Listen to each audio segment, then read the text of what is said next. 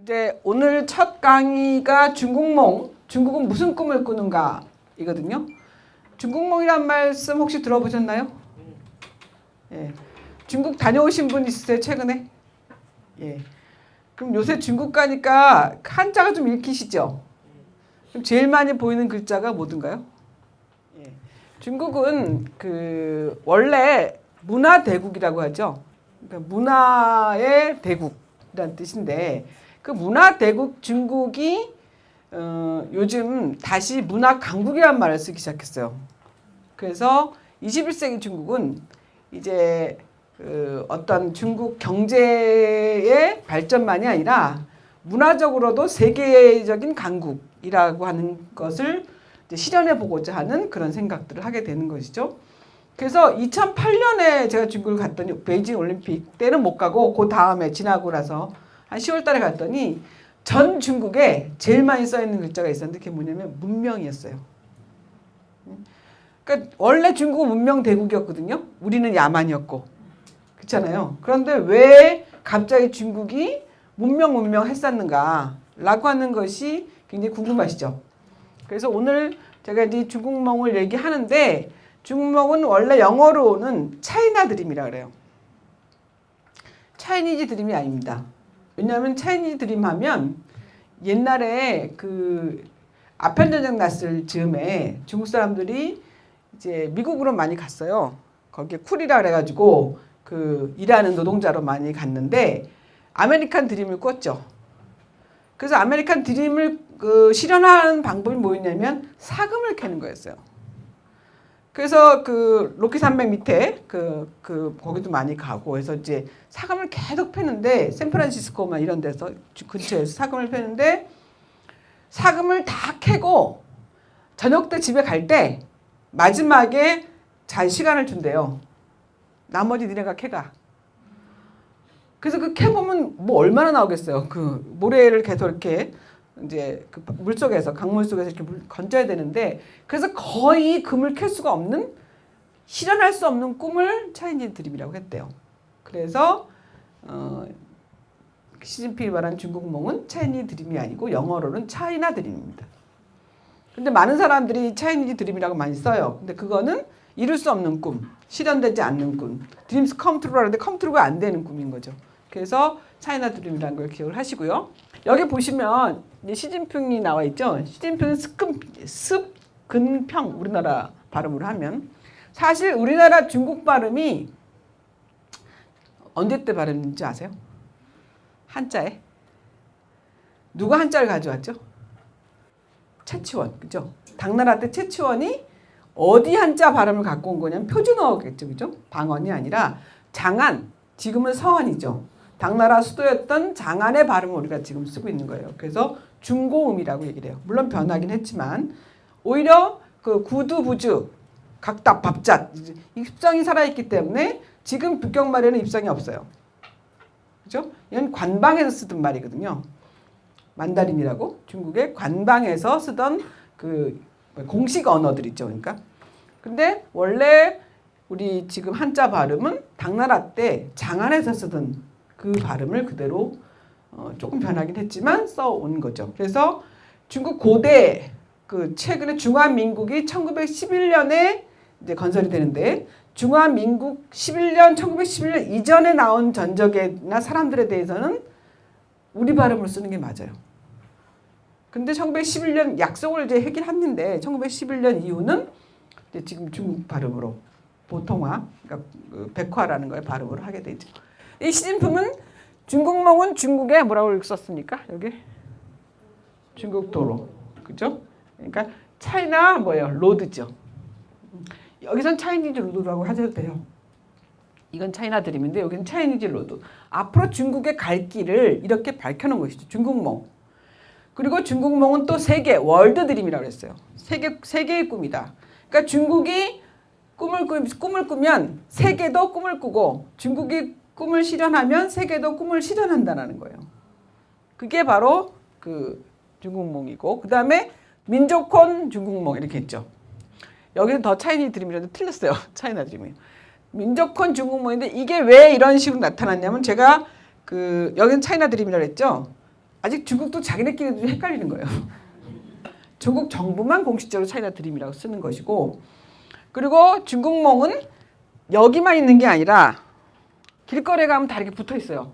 이런 그림 혹시 보셨나요? 중국몽은 나의 꿈.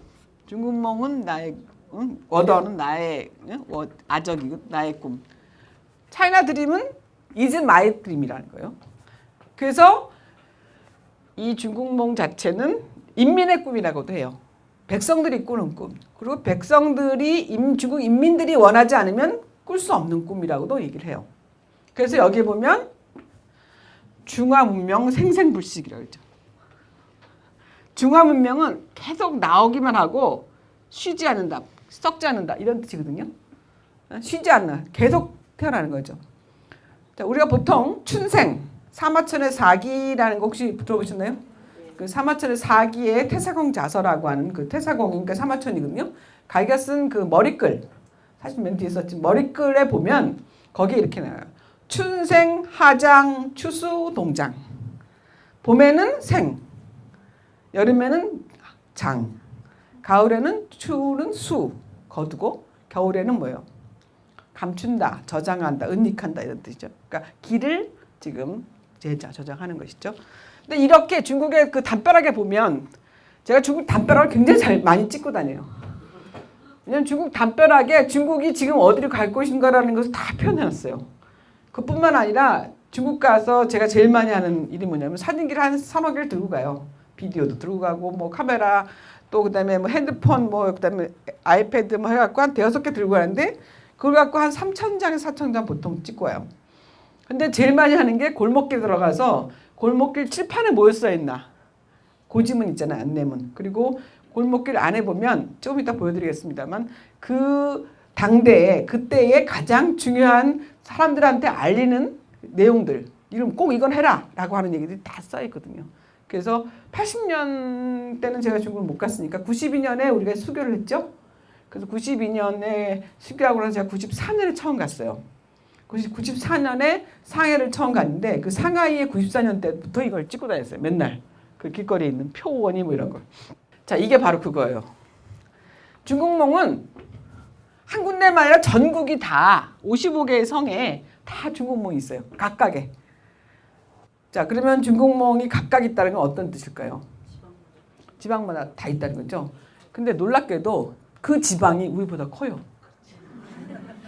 예를 들면 호남성 7,700만, 호북성 7,000만, 사천성 1억 5천. 뭐 엄청나죠? 그러니까 그 성마다 성의 꿈이 있어요. 그래서 성마다 성의 꿈을 다 만들어 놨는데 상해는 상해몽이 있고 북경은 북경몽이 있겠죠. 근데 들어가면 별거 없어요. 대개 보면 이벤트 행사가 많이 있죠. 그리고 여기가 이제 제가 재작년에 연구년을 맞아서 중국 청와대학 안에 있는 그 청와대학 안에 고등인문사회연구소라고 있는데 거기에 가서 있었어요. 근데 거기서 이제 아파트를 하나 줬는데 그 오래된 낡은 아파트들이에요. 거기 옛날 교수들이 쓰던. 근데 그 입구에 이렇게 쓰여 있어요. 나라의 문을 나가면 당신이 중국 형상을 대표하고 있습니다. 요즘 우리나라의 대주도에 지금 그 중국인이 와가지고 그 60대 드신 아주머님을 이렇게 했죠. 위험하게 느끼죠. 그러니까 당신이 지금 배낭을 매든 여행감을 들고 나가던 당신이 나가면 중국을 대표하니 제발 좀 조심해라. 그 저희 미국 월가에 가가지고 미국에 뉴욕에 거기 가서 황금소 타지 말고 한국 와서 아무데나 침 뱉지 말고 다 이제 제주도에 가서 어쩌지 말고 이런 얘기를 중국 정부는 계속해요. 이게 들어가는 입구에 수의실 앞에 쓰여 있어요. 그래서 뭐라고 썼냐면 문명을 휴대하고 나가서 그래서 북경정신을 고양하고 발양하라 이런 뜻이에요. 북경정신을 좀 떨치고 오라. 이렇게까지 얘기하는데 북경정신을 안 떨치고 다 가서 이제 좀 문제가 많죠. 근데 사실 여러분이 한번 생각해보세요. 그 사람들이 이제 가끔 와서 뭐 남을 해코지하고 또 식당 가서 뭐 때리기도 했지만 뭐 크게 문제는 안 일으켜요. 왜냐하면 중국 사람들이 의외로 소심해요. 그리고 말을 많이 안, 자기네끼리 있을 땐 굉장히 떠드는데 다른 사람이 있을 때는 그렇게 말을 잘 안 하는 편이에요. 그래서 또 독일에 가서도 중국 사람들이 진짜 뭐 많이 다녀요. 호텔에도 있고 유럽에 가도 많은데 그 자기네끼리는 중국말을 굉장히 많이 해요. 그런데 사실상은 외국 사람들 만나잖아요. 그러면 조용히 있어요. 왜냐하면 문화대혁명 경험 때문에 함부로 얘기하지 않는 그런 게 있거든요. 그러니까 좀 우리가 한 면을 보면 왜 중국이 이렇게 우리나라 제주도 중산간 지방까지 다 차지했냐. 근데 그거는 뭐 중국만 온 건 아니에요. 그 전에 일본이 와서 다 차지했고 그 다음에 또 미국이 와서 차지했고 미국은 거기다 해군 기지까지 건설했잖아요. 중국은 해군 기지 건설하지 않잖아요. 그죠? 어쨌든 그렇게 해서 하는데 그래서 이제 오늘 이런 그림을 먼저 보여드렸으면 그 다음에 이제 오늘 강의에 대한 이해를 좀 하셔야 되겠죠. 전체 강의는 5번으로 이루어집니다.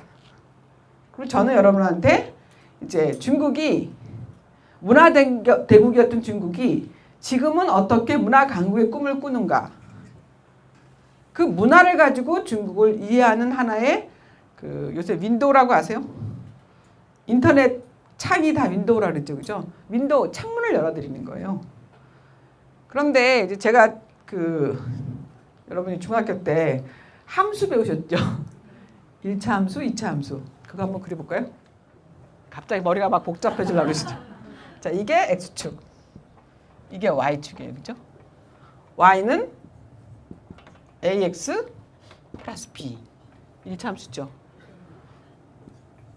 Y는 AX 자승 플러스 BX 플러스 C. 뭐 어떤 등등. 또 A 플러스 B 뭐 X 자승 플러스 C도 되고 뭐 어쩌고저쩌고 있어요. 그죠? 그 다음에 Y는 AX 3승 플러스 BX 자승 플러스 CX 플러스 이렇게 되죠. 그럼 이 그래프를 우리가 한번 그려볼까요? 그래프를 그리면 1차 함수는 이렇게 가요. 그죠? X 변수의 하나에 따라서 Y 값이 정해져요. 근데 2차 함수는 두 개잖아요. 그러니까 이렇게 되죠. 3차 함수는 내려가 다시 올라가요. 그죠? 4차 함수는 내려가 다시 내려가요. 자, 변수가 많을수록 그걸 좀 더 굴곡 있게 이해하는 것이죠. 만약 여러분들이 1차 함수적 삶을 산다라고 한다면 뭐 아니면 또예요. 그죠? 여기다 딱 대입하고 그대로 살 거 아닙니까?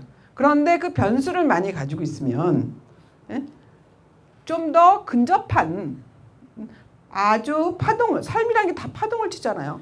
지금 계신 나이 드신 정도를 보니까 많은 파란을 갖고 있었을 것 같아요. 그 파란 동안에 하나의 변수만 대입해도 되는 건가요? 여자, 뭐 학생, 뭐 직장인, 그 다음에 또 뭐죠? 나 이번에 한가위 겪으시니까 어때요? 한가위가 기니까 정말 미치겠더라고요. 왜 미치냐? 장 봐야죠. 차례상 준비해야죠. 차례 지내야죠. 또 자격직까지 차례 지내고 또 뭐 친정 가야죠. 그 다음에 또 좀 쉬려고 하니까 또 누가 손님이 오고 뭐 이러니까 그 많은 관계, 가족 관계만 해도 변수가 엄청 많은데 사회관계도 엄청 변수가 많잖아요. 그럼 중국 사람들도 변수가 많을 거 아닙니까? 중국의 역사도 변수가 많을 거 아닙니까? 그래서 자 y = ax에다 x 변수에 얼마만큼 많은 거기다가 그 승수를 넣어주냐라는 것에 따라서 여러분들이 중국을 이해하는 한마디로 말하면 많은 근거를 가지게 되는 것이죠. 그래서 그 근거를 가지는 게 제일 좋은 게 뭐냐면 문화예요. 문화는 원래 문자가 실타래자거든요. 실타래. 이 문이라는 게 원래 이 글자 같아요. 밑에 실사가 있어요. 아니면 옆에다 놔도 돼요. 이거 문이잖아요. 그죠? 자, 문이 문자는 어떤 의미냐? 지금 손금을 보시거나 아니면 이마를 만져보시면 자기 삶의 무늬가 있죠. 주름살이에요. 사람들이 살아난 내력이 바로 문이거든요. 왜냐하면 인간만이 문화를 창조할 수 있으니까. 지금 머리를 노랗게 물들이시던 까맣게 물들이시던 아니면 뭐예요? 보라색으로 물들이던 이거는 인간만이 할 수 있어요. 나의 개성을 내가 찾겠다는데 제일 싸게 드린 게 뭐냐면 돈 갖고 할 수 있으면 그 싸게 할 수 있는 거예요. 그죠? 근데 이제 나이가 들면 들수록 노동 자체가 힘들어, 일하는 것이 힘들어지잖아요. 그러면 문화가 점점 줄어들겠죠. 왜냐하면 문화는 노동을 갖고 가능한 거니까. 그래서 이 문의는 뭐냐면 취사가 있는 것은 그만큼 옛날 사람들이 좀 이뻐 보이려고 여기다가 옥구슬을 달았던 거예요. 그때 실을 갖고 매달았을 거 아닙니까? 그 실의 꼬임 상태를 문의라고 얘기도 하고 또 중국 사람들은 재밌게도 이 문화에다가 덕자를 붙였어요. 덕이라고 하는 건 수양을 해야 되는 것이거든요. 문화는 사실 수양보다는 굉장히 문화적인 소양이 있어야 되겠죠. 그죠? 문화적 감각도 있고 이래야 될 것 같잖아요. 근데 그거를 덕을 쌓아서 문덕을 쌓아서 이거를 빛내는 그런 정도로까지 뭔가 수양, 자기를 닦아서 수기, 자기를 수양해서 다른 사람을 편안하게 하는 거. 자기를 수양해서 다른 사람을 정치하는, 다른 사람 다스리는 거. 이런 것도 문덕이 있어야 된다는 얘기를 했어요. 그래서 공자가 정치를 하려면 제일 먼저 해야 될 건 뭐냐면 시경을 읽고 시경을 가지고 자유자재로 이야기할 수 없는 사람은 정치를 논하지 말라 그랬어요. 왜? 시는 사람들의 사상 감정이 다 거기에 녹아있는 거기 때문에 그 시를 이해 못하고 어떻게 정치를 하냐는 거죠. 그래서 제일 정치를 잘하는 사람은 중국 윤임금이거든요. 윤임금이 정치를 어떻게 했는지 아세요? 내가 정치를 잘하나 못하나 보기 위해서 길거리, 사거리에 나왔어요. 그랬더니 사람들이 노래를 부르는데 일출이작, 해가 뜸 나가서 일하고 이리비식, 해가 지금 들어와서 쉬고 착점이음, 물 파서 물 마시고 경전이식, 밥 갈아서 밥 먹고 그러니까 재력 아하 유재리요. 황제의 힘이 나하고 뭔 상관이 있냐? 황제도 부럽지 않다. 그러니까 어떻게 됐어요? 내가 정치 엄청 잘하는구나. 황제가 안 부러운 삶인데 그런 걸 보고 뭐라 그러냐면 무의 정치라 그래요. 행함이 없는 정치. 스스로 그러한 정치. 이거 보고 뭐라 그러냐면 성인의 정치라 그래요. 성인들만이 이렇게 정치를 내버려둬도 잘 나갈 거라 생각을 하죠. 근데 우리나라에 그렇게 생각하는 사람 또 한 분 있어요. 저는 그거를 불의 정치라고 해요. 행하지 않는 정치. 무의는 최고의 경지이고요. 중국 정치 이상이고 불의는 뭐냐면 안 하는 거야. 자, 오늘 아침에 제가 칼럼을 하나 썼는데 오늘 아마 저녁 때 나올 거예요. 경향신문에 칼럼을 하나 썼는데 쓰면서 생각한 게 뭐냐면 그 원전이 374번이 여진이 있었어요. 이제 지진이 10일 날 터지기 시작해서 어제는 4.5 강도까지 갔죠. 그 정도 되면은 X당화라고 혹시 아세요? 지층이 이제는 그 연골처럼 돼가는 거예요. 그러면은 딱딱해서 그 땅 위에다가 집을 지어놨었는데 그게 370 몇 번까지 이게 흔들렸으니 이 지층이 그냥 가만히 있겠습니까? 그럼 정부가 수자원공사 제일 먼저 해야 되는 건 뭐냐면 원전부터 지금 빨리 꺼야 돼요. 왜냐하면 지금 아직까지는 더운 그것에 전기를 안 쓰잖아요. 좀 있으면 겨울 되면 이제 전기 많이 쓸 거 아니야. 그러니까 지금 빨리 원전부터 막아야 되는데 원전을 안 막고 있잖아요. 왜냐하면 우리나라가 놀랍게도 지난 일주일 동안 7년 동안 나왔던 지진의 그 지진이 있잖아요. 횟수 그만큼이 지금 314번이 그거래요. 그 다음에 거기가 바로 원전이 있는 곳이래요. 그래서 제가 제일 걱정되는 건 뭐냐면 한중일을 보면요. 지금까지 우리가 지금 어떻게 잘 살아왔냐면 대만하고 일본 열도가 막아져 갖고 태풍이 여기까지 안 들어왔어요. 일본이 피해 많이 보고 대만이 피해 많이 보고 오키나와가 피해 많이 보고. 그런데 어쩌다가 얘가 태풍이 한번 일로 들어오면 놀랍게도 동남아 해변에 다 원전이 있어요. 한반도 있죠? 영광에 원전 있잖아요. 그죠? 그 다음에 쿠유슈에 2개가 있어요. 그게 30년 노후된 원전이에요. 그것도. 그 다음에 중국은 절강성부터 강동성, 복건성까지 동남해안에 전부 다 원전이 있어요. 절강성이 우리랑 바로 있는데 7개가 있어요. 거기에. 근데 그 관리가 잘 되냐? 하면 고리 원전에 가짜 부속품을 썼다는 거 아닙니까?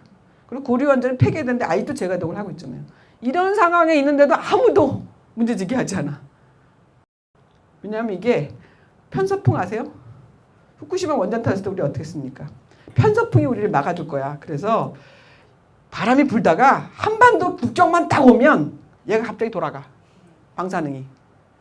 이게 편서풍 담론이었어요. 우리가. 편서풍 만능주의였잖아요. 자, 이런 것이 아니라 중국도 마찬가지예요. 중국도 원추현 대지진 2008년 중국 개혁개방 30년 성공했다고 북경올림 막 올리고 있을 때 그때 원추현이라는 쓰촨성에 있는데 거기서 지진이 났거든요. 근데 저랑 친한 중국 학자가 어느 날 이렇게 얘기하더라고요. 야, 근데 통계가 안 잡혀. 뭔 소리야 했더니 몇 명이 죽었는지 정말 모른대요. 그리고 그 옆에 핵쓰레기장이 있었는데 걔가 어디로 간지 없어졌대. 무슨 얘기인지 아시겠어요? 우리나라는 핵발전소를 남한테 건설해주면 이명박 시절에 있었던 일인데 핵쓰레기를 우리한테 가져오기로 돼 있어요. 계약이. 왜 그 얘기를 드리냐면 우리가 지금 꿈을 꾸는데 남의 꿈도 지금 보려고 하잖아요. 왜냐하면 우리가 중국 없이 지금 살 수가 없는 주변국에다가 경제도 다 의존하고 있고 다 그리고 좀 평화롭게 가야 되니까 북한도 좀 어떻게 좀 해야 되고 이런 것이 굉장히 긴밀한 관계성 가는데 그중에서 가장 먼저 해야 될 걸 뭐냐면 당장 지금 자연재해가 나고 있으니 이것이 인재로 하여서 더 큰 재앙을 불러오기 전에 최소한 국민들한테 경계태세와 대피요령, 뭐 대처요령 이런 건 좀 알려줘야 될 거 아닙니까? 근데 아무것도 안 해요. 그래서 제가 아까 불의 정치라고 하는 거예요. 행함이 없는 정치. 그리고 나는 모른대 맨날. 자, 이런 상태는 정치가 아니죠. 자, 중국은 왜 그 말씀을 하셨냐면 아까 윤임금이 중국에서 가장 잘하는 정치는 스스로 그러한 정치였잖아요. 근데 그게 안 되면 그 다음에 하는 게 왕도 정치예요. 맹자가 말하는 왕도 정치.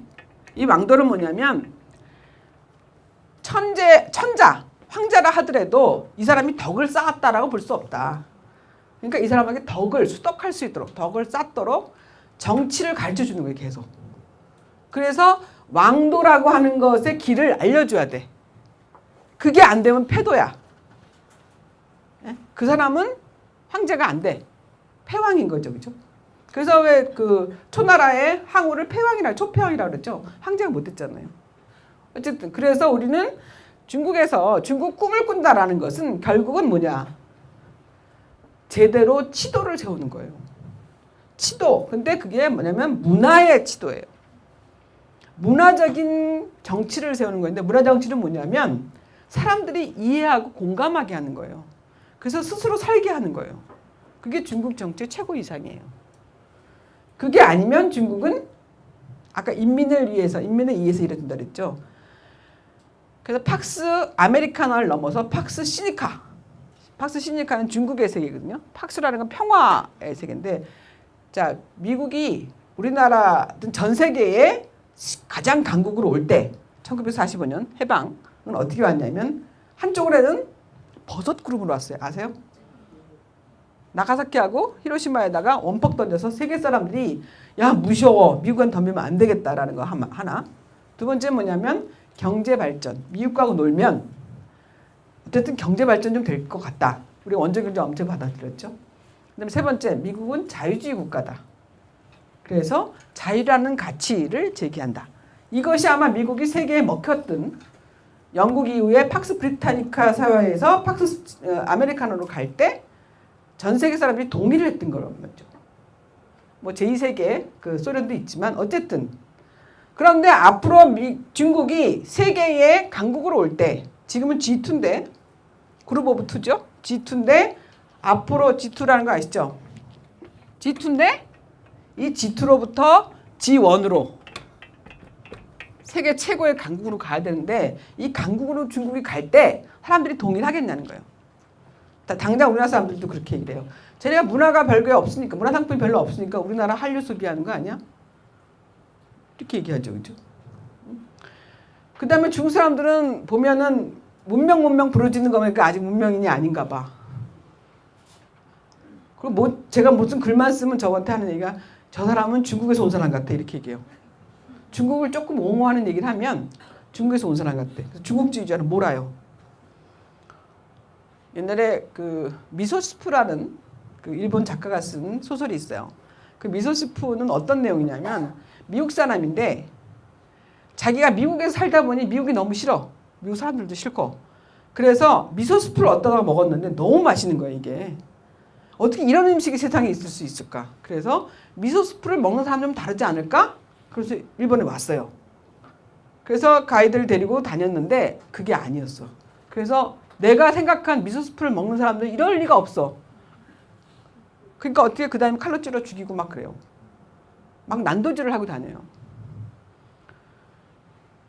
그러니까 우리가 정신적인 어떤 공허 상태, 중국에서 그걸 뭐냐면 정신가원이 없다 그래요. 정신적인 거처가 없는 그런 상태에 지금 중국이 빠져 있는지도 몰라요. 왜냐하면 갑자기 급격한 경제적 상승을 통해서 부가 막 축적이 되고 한쪽에서는 빈부격차 심해지고 도시화가 진행이 되고 이러다 보니까 사람들이 갈 곳을 몰라서 해요. 왜냐하면 중국은 그 이전에 집단체제였잖아요. 집단적 단위체제에서 모든 것이 해결됐거든요. 자, 학교도 가게 해줘. 또 병원도 가게 해줘. 그리고 학교나 병원이 아니라 직장에 가면 아침부터 그릇 하나만 들고 가면 돼요. 그리고 아침부터 밥 줘요. 제가 96년에 닥사 논문 쓰러 북경대학을 갔는데 북경대학에서 아침에 제일 지금도 눈에 사는 풍경이 뭐냐면 중국은 놀랍게도 모든 학생들한테 밥을 줘요. 그리고 집을 줘요. 기숙사. 그리고 용돈 줘요. 그 당시에 석사 학생이 200원 받고 박사 학생이 300원을 받았어요. 우체국 직원이 300원 월급 받을 때. 그리고 학사는 100원 줬어요. 근데 학교 안에 집이 다 있잖아. 그러니까 학부생은 8명이 쓰고 그 다음에 석사생은 4명이 쓰고 그 다음에 박사생은 2명이 써요. 그런 기숙사를 줘요. 깨끗하진 않지만 어쨌든 집을 주고 밥을 주는 게 어딥니까? 그래서 그 식권 좀 얻어보려고. 왜냐면 외국인 또 안 줘요. 외국인 이제 교수급이잖아요. 그죠? 그러니까 안 주더라고. 그래가지고 그 친구들하고 이제 얻어가지고 가서 먹어보면 아침에 이렇게 제가 있는 그 외국인 숙사에서 이렇게 내려다보면 제일 놀라운 게 하얀 냄비, 범낭이라 죠. 범낭 냄비 같은 데다가 밥을 가득 얹고 그 위에 무슨 고기하고 가지가 볶은 거 그걸 이만큼 얹고 그 위에다 만토라고 이만한 빵을 얹고 북경대 학생들이 한쪽에서 이렇게 먹고 김이 모락모락 나는데 아침 7시만 되면 무슨 새마을 노래 같은 게 나와요. 그러면 정말 1년 정도를 쫙 써가지고 그걸 타가지고 전부 다 이렇게 북경대 그 아래 도로를 돌아서 가는데 거기에 노란 조개탄이 이렇게 하늘로 올라가는 게 보여요. 불 때 주느라고. 그럼 그게 너무너무 부러운 거예요. 왜냐하면 우리나라에 오면 내가 박사 논문 쓰는데 돈이 얼마나 많이 들었겠어요. 생각을 해보세요. 애 둘을 데리고 박사 논문 쓰니까 애 둘 다 놓고 와서 여자가 또 박사 한대니 이게 또 이렇게 말이 아니잖아요. 그죠? 그런 상황하고는 전혀 다른 거죠. 왜냐하면 중국에 학회 가면 남자 교수들이 아이들을 데려와요. 중국 여자들 무섭거든요. 그리고 자기는 떠들고 있고 다 남자들이 밥하잖아요. 왜냐하면 무뚝뚝이 혁명하고 나서 그거 뭐라 그러지? 중국 웍이 무거우니까 남자들이 하라 그랬거든요. 중국 요리 이거 먹으면 무겁잖아. 그러니까 다 남자들이 한단 말이에요. 시장도 남자들이 보고. 너무 부러운 게 많았던 거죠. 그 당시에 96년도만 해도. 그런데 이제는 다 등록금 내요. 기숙사비는 안 내지만 등록금은 내거든요. 자, 제가 이 얘기를 왜 드리냐면 이제 우리가 중국을 이해하는데 너무 우리는 우리가 살아온 거에 근거해서만 중국을 봐요. 그죠? 근데 중국 친구들은 우리를 어떻게 이해했냐면 97년에 제가 중국을 갔더니 사랑이 뭐길래 대바리 아빠 나오는 거 있죠. 그걸 보고 우리가 어떻게 살았는지 알았대요. 니네는 어떻게 그렇게 살았냐 이러더라고요. 어떻게 여자들이 그렇게 모든 살림을 다 짊어지고 살아? 그리고 남자가 큰 소리 치면 어떻게 그러고 살아? 또 한 집은 또 왜 완전히 양식이네? 뭐 이런, 그러니까 한국 사람들이 어떻게 살았을까를 그 연속극, TV 연속극 보고 알았다는 거예요. 그래서 60% 이상이 그때 그걸 봐가지고 그 저녁 때 가면 차가 안 다녔어요. 그거 하는 날은. 그래서 그것 때문에 제가 이제 한류 연구까지 하게 됐는데, 그러니까 중국 사람들은 우리를 그렇게 이해했거든요. 그럼 우리가 보는 중국은 무찌르자 오랑캐 몇 천만이냐 이거, 그죠? 그 다음에 공갈빵, 아주 공갈 염소똥 뭐 이런 노래. 그 다음에 뭐예요? 비단장수 왕서방. 그 다음에 오랑캐. 오랑캐 꽃 할 때 이름조차 오랑캐 꽃인 그 제비꽃을 오랑캐 꽃이라 해야 되나? 이렇게 우리는 굉장히 상상 속에 우리의 실제 경험보다는 그리고 시간적으로 굉장히 차이가 나는 그런 중국을 혹은 중국인을 보고 중국을 안다라고 생각하고 더더구나 잘한다고 생각해요. 한자 조금 쓸 줄 아니까.